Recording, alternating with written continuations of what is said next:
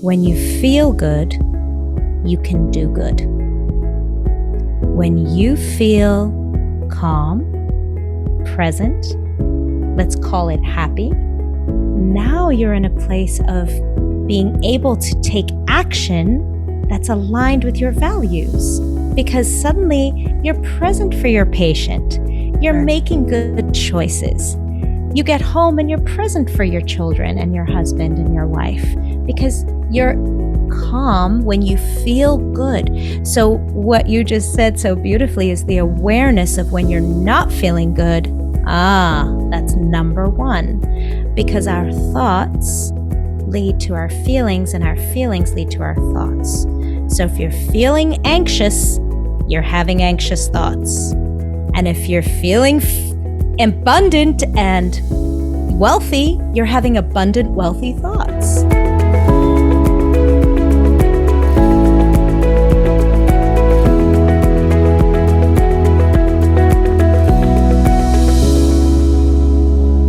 Welcome to another episode of The Irreplaceable Dental Assistant. And as usual, I have a treat for you.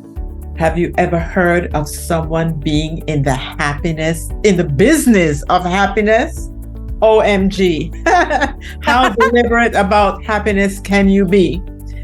My guest today is an orthodontist, Dr. Tarryn Mack, who is going to share with us the business of happiness. Welcome, Dr. Mack. How are you doing today? I'm very well, thank you. So nice to see you. Thank you so much for having me on your show. I'm so grateful to be here. Oh, yes, this is going to be a wonderful time. I know it already. But I would just love you to share a little bit more about who you are and how you show up in this world before we get started. Absolutely. Thank you. I am a transformational mindset and happiness coach to incredible women like you, Heather, and your incredible audience who are literally putting smiles on people's faces on a daily basis. Yes. But very often not finding the smile on their own. And my mission in this world, after 23 years of putting smiles on other people's faces, myself, my mission is to empower the incredible women in dentistry to access their innate ability to find happiness so that they can be their best for their patients and their families and create the life of their dreams, because it's possible for every single one of us, but it requires the responsibility for our own happiness. Yes. You have to be intentional about happiness, wouldn't you say? Without a doubt. Absolutely. And, it's so interesting because when we were little, and if anybody has in their lives a baby, like a 3-year-old, and you look over at this precious, beautiful, miraculous 3-year-old, and you ask their parents or anyone who loves them, what do you wish for that sweet child? And every single time we say, I just want her to be happy. So true. I just want her to be happy. And we tell ourselves, I'll be happy when I get that job. I'll be happy when I get that degree. I'll be happy when my boss finally acknowledges my value.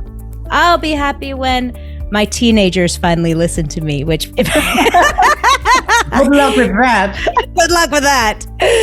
But put off our happiness and think that it's things outside of us. True. That will bring us happiness. We wait and wait for our external situation to change, or we blame external situations on robbing us of our happiness. And what I learned in my experience, I lived that life of saying, I'll be happy when. I kept putting off happiness, whether it was, I'll be happy when I'm a dentist. Okay, so then I put my nose to the grindstone, denied myself any practices of enjoying my life. I missed funerals and birthdays and, beautiful opportunities to connect with the people who matter most in my life, because I told myself, if I just focus on this, I'll be happy when I get there.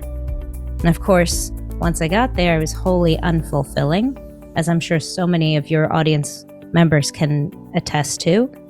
Once I thought I'd be happy when I was an athlete, and I ran half marathons, and then that didn't do it. And then I ran marathons, and you get this happiness hit for a small while, and it's not sustainable. True. And I woke up one day, Heather, with all the things that society told me should bring me happiness.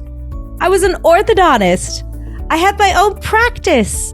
I had a team working for me. I had children. I had fancy cars. I even had a fancy dog. And everything. I had a husband. I had everything. I was living in America, the land of opportunity. I had everything that success should bring. And I was so unhappy. I was so miserable. And what I learned subsequent to that is that chasing happiness, thinking that success will bring happiness, is completely futile. It actually doesn't. Our version of success does not bring happiness. But when we learn the practices and the skills of feeding our own souls, that's when success starts flowing to us. Things start happening in your environment, and you start attracting success. You start attracting opportunity. You start attracting wealth and abundance. And the only thing that changed for me in my life was learning how to do that for me, and not putting that responsibility on my children, on my team, on my coworkers, on my patients, on the weather. Not just putting out my happiness for happenstance. We'll see. I'll just see what the day brings. Maybe I'll be happy, maybe I won't. But actually knowing how to fuel myself so that the rest is just gravy. Now I started showing up differently. So Tarryn, how did you discover happiness in simplicity and the mundane things? Because we can all relate to what you said, having met all the check marks and still not feel happy. So how do we discover happiness just in the routine of the day, or the simple things that people take for granted? Here's the secret. That's exactly where it is. That's exactly where it is. It's in, the sip of tea that you take. It's in the beauty of the flame of a candle. And we know this, Heather. It's in your daughter's eyes. Oh, yeah. It's in the puppies. It's in your dog's eyes. Right. I'm getting emotional thinking of it. It's in those moments when the snow is falling just so beautifully, or you've been awake at night because you're alone with your baby in the middle of the night. It's those precious, that's where it is. It's not in the accolades. It's not in the hundreds and thousands of dollars. It's so fascinating because psychology and research shows that we actually are very poor predictors of happiness. It's called the hedonic treadmill. And just like the name implies, hedonic meaning seeking pleasure, treadmill meaning it never ends. We keep chasing and chasing after it. We think something will bring us happiness and fulfillment. And let's for a moment call happiness inner fulfillment, right? Because I think sometimes we think happiness is laughter and singing, which it can be. Right. But happiness can also be found in feeling deep pain and sorrow and grief. Happiness can be in feeling the emotions. And it's interesting. I see your look right now. I'm pondering. It's pondering. To me that you're saying happiness may be being present and giving yourself permission to feel what you need to feel in the moment. Is that what I hear you saying? Yes. Here's the thing about emotions. we cannot deny ourselves some emotions and feel others. It's Right. not possible. When we temper and we blunten our emotions, we temper them all. Mhm. So this is what what happens in dentistry, right? We get told, leave your emotions at the door, right? True. Leave your drama at the door, Yes. right? But we never get taught how to process the emotions that are inevitable when you're working in such close proximity with people who are showing up with dental trauma and fear, Yes. with people who are showing up with their own baggage and taking it out on us, True. simply from a place of fight or flight and fear. They don't have the tools to manage their traumas, whether they're going through something at home. And we've all had this example, a patient who starts taking it out on us, and in the meantime, they're going through a divorce. Yeah. Or in the meantime, they're actually struggling with something really difficult in their lives, but they're taking it out on us simply because they don't have the tools to. But that impacts and affects us. And to think that we're immune to being hurt, feeling fear, anxiety, stress, sadness is ridiculous. So if we're tempering down those emotions all day long, holding it together, not expressing how we feel when we don't have an outlet, no wonder we start numbing ourselves to the empowered emotions as well, because we're not allowing ourselves to feel them. I'm so glad you brought it into the office environment, because oftentimes in the middle of caring for patients, being the team member for the others, being the it person that everybody's relying on. The glue. The glue, exactly. How can we find happiness in that daily churn in the dental practice? And how did you do it in your orthodontic practice? Thank you for that question. The first thing that it takes, and you actually started looking into it when you were talking about simplicity. One of the things we don't realize about dentistry and about society in 2024 is we are constantly living in a state of stress. So for those of you, your audience members who remember from their training, our autonomic nervous system has two poles. Sympathetic nervous system, which is stress, parasympathetic nervous system, which is calm. Yes. Every single day from the moment you wake up, if you're not aware of what's happening in your body, you are stimulating your sympathetic nervous system. By looking at your cell phone first thing in the morning, instantly stimulating your sympathetic nervous system. When someone yells at you, when a baby cries, when you get to work late, when you're sitting in traffic, sympathetic nervous system firing. Now you get to work and you go through the morning huddle and we start identifying all the problems in the day. Sympathetic nervous system, sympathetic nervous system. Now you're 3 minutes behind, anticipating the next patient. You maybe drop an instrument because you're human. You maybe, I don't know, don't change the toilet paper roll in the bathroom and you get yelled at. You know, we get these activations all day long. True. And we don't learn the skill of how to come back to calm. And that is the key. That is the key, because when you said simplicity, that's what we do in our nervous system, in our body, is come back to simplicity. When you're in a space of fight or flight, you cannot think straight. It's not possible. And I'll tell you why. What happens is you cut off your ability to access executive function. So what's executive function? Executive function is time management. It's emotional awareness. It's task initiation. It's self-monitoring and self-control. It's flexibility. All of these components that are very integral to success and calm and leadership, even leadership of ourselves. Right. So when you ask, how do we bring that into the office as the glue? Those are all skills that are imperative as the glue, as the person who's supporting the team. We need to have access to task initiation, time management, organization, flexibility, compassion. That's another one. We talk about compassion fatigue in this profession. When we're in a place of fight or flight, you can't access compassion. When your body thinks it's running away from a tiger, there's no room for feeling compassion for the bunnies and the creatures on the side.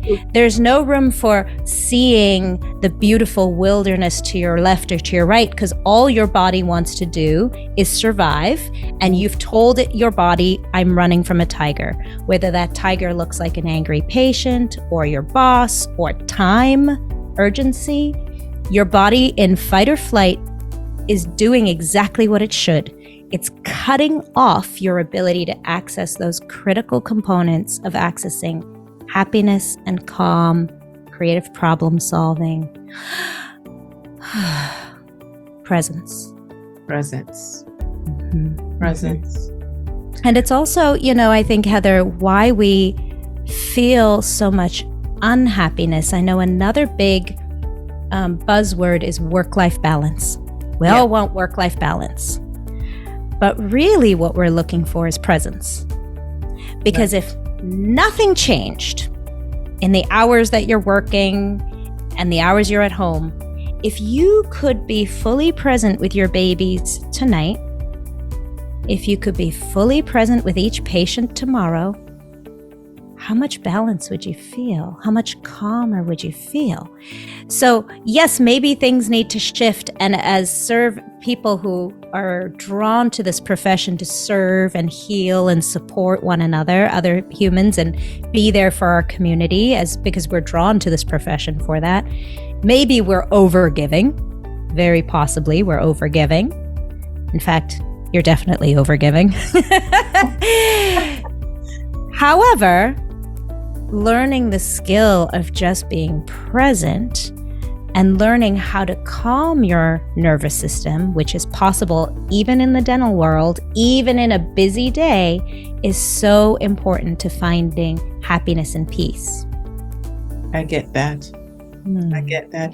Tarryn, what are 3 permissions that we should allow ourselves to have? Thank you for asking, Heather. I think the first permission is the permission to honor your own values. And that's something else that I noticed when we're chasing success, or what success looks like. We're usually chasing someone else's version of success. We're chasing somebody else's algorithm. And the first important permission is the permission to honor your own values. So my values probably look very different from yours. True. And my values look very different today at 46, almost 47, than it did when I was 23. So allowing our values to change over time. Another really important permission is the permission to dream. We don't do enough of that. Give ourselves permission to dream. And when I say dream, I mean open up the possibility, the incredible possibility that lives in the unknown. We think, this is my situation and I have to deal with it. I have to be here. I have all these responsibilities, but Tarryn, I've created this life for myself, and now I have to. I made my bed, and now I have to sleep in it. That's what I hear all the time. Yes. And by giving ourselves permission to dream, we allow our psyches to envision something different. Something different. All the greats in the world who have made revolutionary change were dreamers. They came forward and they said, I envision a possibility that's different than this reality. And we said they were crazy. We just had celebrated Dr. Martin Luther King yesterday, and he didn't say, I have a plan. He said, no, I have a dream. And it's dreaming that allows us to be creative, to think outside the box, to envision a life beyond the one that our reality tells us. When our reality says it's this way, dreaming allows us to see something greater. And when we can see something greater, now our bodies can start to feel safe in that possibility, and our nervous system can calm down when we say, you know what, I have a dream of writing a book. When we give ourselves that permission, we start to embed it in our nervous system, and now it becomes possible. What once seemed impossible, I have a dream of leaving this toxic relationship. I have a dream of being out of debt. I have a dream of showing up to work every day, feeling fully present and so grateful to be where I am. That allows our bodies the opportunity to see something bigger. And then the third permission is the permission to pursue. And what's so interesting is the only person's permission we need is our own. Right. Because the only limitations that exist for each of us are within ourselves. That is it. So we need to give ourselves permission to have and trust in our own value. We need to give ourselves permission to dream, and then to act on it. You know, I think that I think we spend so much time learning how to do things for others that many of us have not stopped to think, what do I want? How, you know, what are my values? What are my dreams? As simple as it sounds, there are many people who have not stopped to think about it. And they're not 10 or 15. They're 30, 40, 50, and life is just carrying them along. So thank you for that. Giving us permission to stop, do some introspective work, and decide how we will show up. So you said the most precious thing, which is stop. Yes.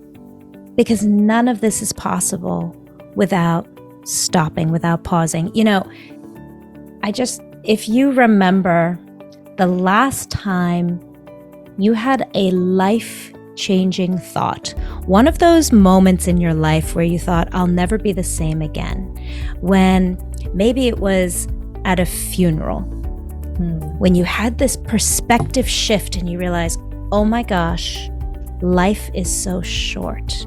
Right. Or maybe it was a moment where you had this idea that just changed for yourself and you thought, oh, I just had a brilliant idea, a dream that just came to me. And when did that happen? It happened usually on a mountaintop or in the shower. Moments when you've slowed yourself down, stopped, paused. Maybe life caused you to stop. Maybe it was something in life that caused you to say, whoa, slow down, stop what you're doing. But every single time it's this pause. And what that is on a biological level is, and when your nervous system went, we need a reset. And energetically, what that looks like is when you've allowed yourself to align with the truth of who you are, which is oneness. Every single person of us is worthy. Every single person who's listening is worthy, is born with the same worthiness as everyone else. And society and our childhood and other people in our lives tell us that we have limitations. And it's not true. That is so true. So, thinking about what you just said and the focus on, you know, the values and the dreams and pursuing them, it means that we must have some desire as to what we want our mission to be. And how does focusing on our mission affect our level of happiness? Well, I think when you have an alignment with your truth, that is stepping into a closer understanding of happiness. See, when we're not living for someone else's truth, we're living for ours. So much of what we do is shaped by what we think we should be doing or what other people expect of us. But when we're in alignment with ourselves, with what we know to be true for ourselves, that is how we understand how to fulfill our needs and how to access happiness.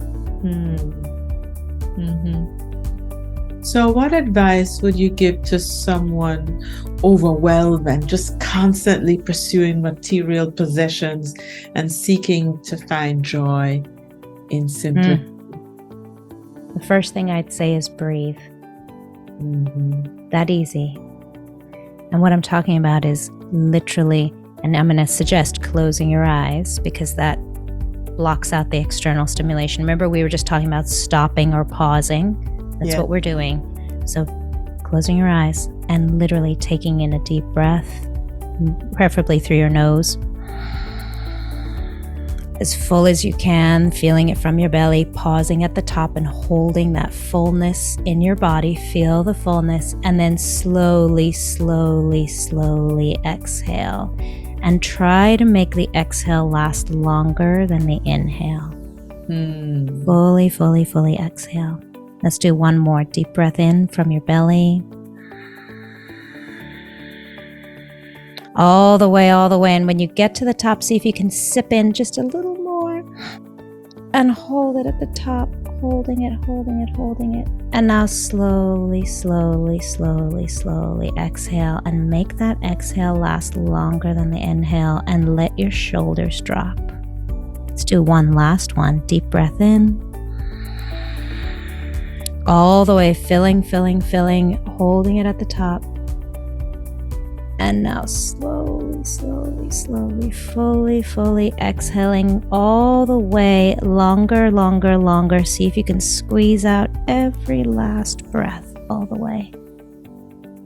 And now just return to your gentle, normal breathing. And just notice in your body the calm. What you've just done is you've asked your body to drop into parasympathetic nervous system calm. And when we do that, now we can start asking ourselves, what matters to me? What is important to me?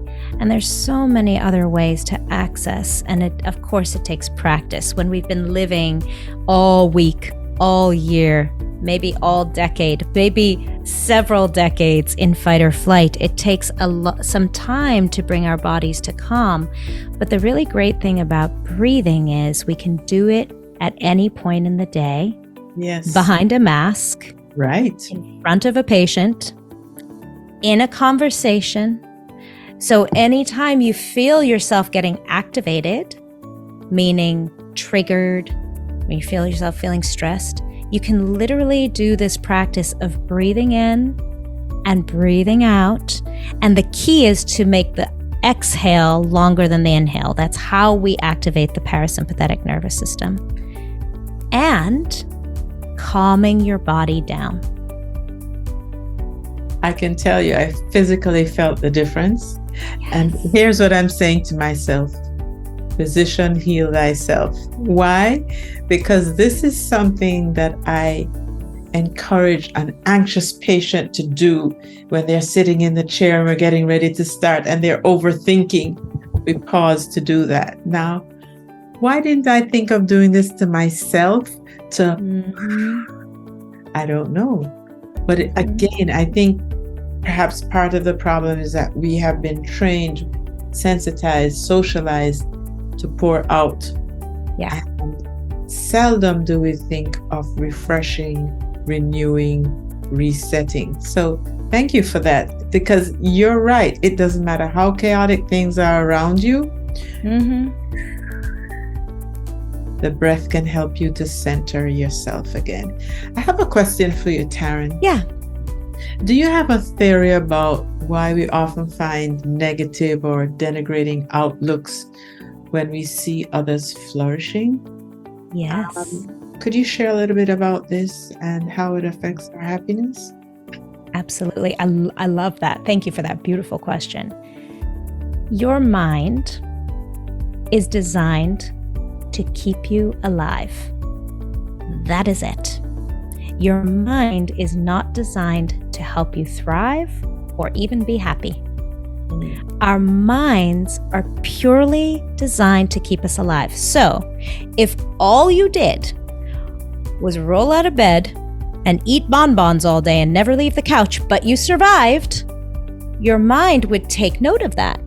And tomorrow morning when you get up and you say, I really should go to the gym, I really should go to work, your mind's going to say, well, you survived yesterday. And really, that we know to be true, so let's just stay here because it's safe. And so we slip back into behavior patterns that allowed us to survive. That's one example. When we see someone else doing something really well and flourishing, our minds immediately go to lack. Mm-hmm. But there's not enough of it to go around. And so to survive, I need to put out my defenses. Mm-hmm. Mm-hmm. But what your mind says is not the truth, and we get to question everything. So actually, we can't trust a single thought we're thinking, and this is a crazy statement to make. We can't trust a single thought we're thinking, and you are not your mind. We get to question it. So when your mind says, she's out to get me, she thinks I'm a bad team member, and she's really out to get me, we get to question everything. What if the exact opposite was true? What is that thought serving me? Is that thought serving me? So often we jump to conclusions. So here's an example. You text your husband and he doesn't text you back. Now what happens? Your mind says, oh, why isn't he texting me back? Is he somewhere he shouldn't be? Oh my gosh, now he's cheating on me. Now I should get ready for divorce. Now I'm going to end up on the streets. And we go down this rabbit hole of hell that our minds take us on. So we get to interrupt that by questioning every thought. In the meantime, his phone ran out of charge, right? So often we go to these places that are insane fantasies, and we get to question everything. That is what our mind does simply because it wants to keep us alive. But we're not living in caveman days anymore. And there's actually almost nothing that is threatening our lives. Now, saving if you're in an abusive relationship or something like that. But even in those situations, we get to question the thoughts our mind is thinking so that we can ask ourselves, what is the very best for me? Giving myself permission to honor the value of me, honor my dreams, and honor my ability to choose action and thought. I hope that answers your question. Well, I think the theme for this conversation has really been that you have to be aware of you, thoughts. You have to be curious to know why you're having those thoughts. You need to be aware of how your body is feeling so that you can bring about calm. If you feel that tightness because of the stress or the irritation or the whatever that's going on. So I think you have really taken us on a journey of learning how to be present, how to be self-aware, and how to function despite what may be going around on the outside how to. Yes. And I really believe my listeners can appreciate.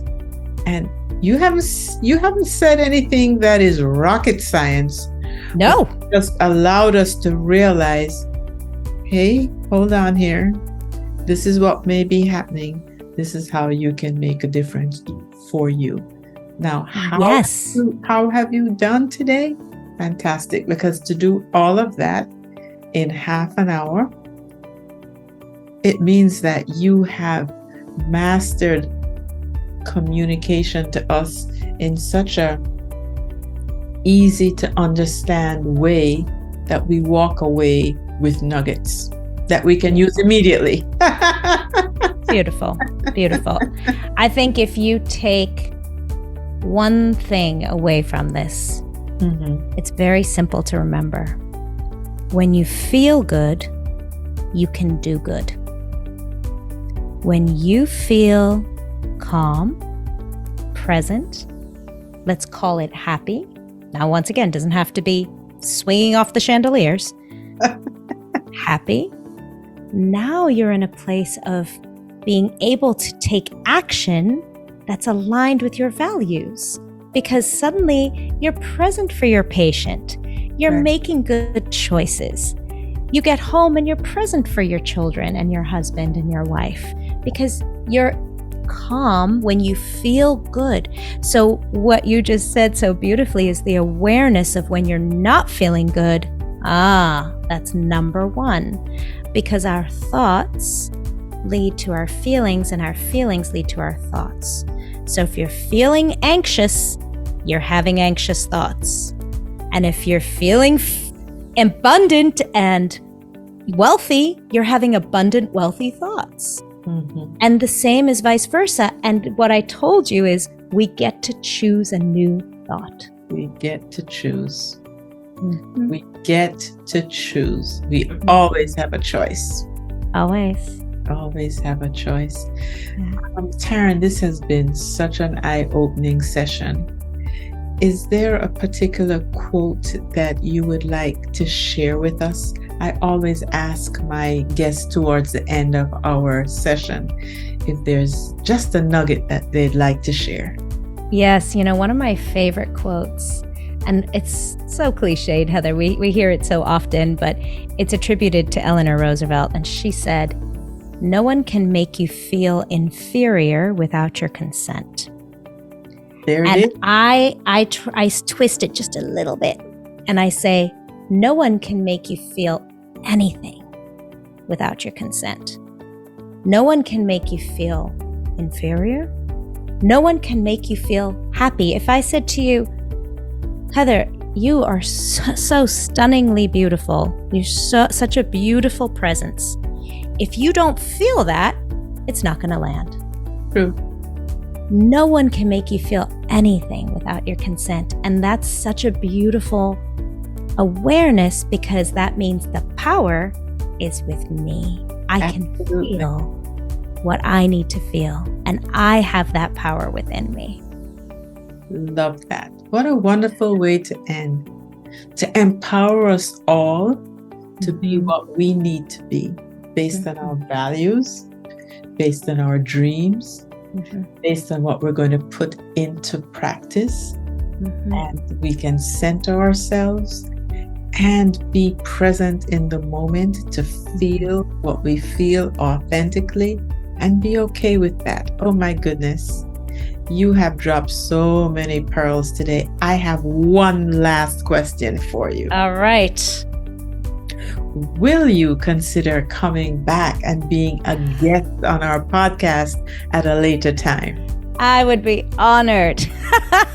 Absolutely. Thanks, Heather. That's really sweet of you. Fantastic.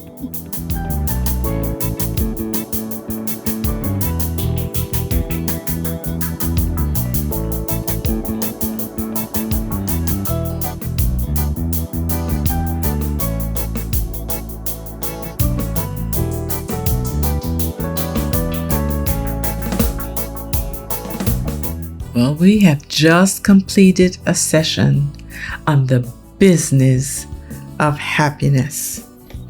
Remember, You can give yourself permission to honor your own values, to dream, and to pursue your dreams. In the middle of chaos, you can pause and take a deep breath and exhale slowly to recalibrate, to recenter yourself, to relieve yourself of stress in the moment. And how about the fact that our feelings affect our thoughts? And if needs be, we can choose not to receive the feelings. We can choose to be curious about why we're feeling this way and redirect our thoughts. And no one, absolutely no one, can make you feel anything without your consent. Life is better when we live, love, and grow together. If you haven't subscribed, please, to any one of the platforms and like to your heart's content. And don't keep it to yourself. Share. I'll see you the next time.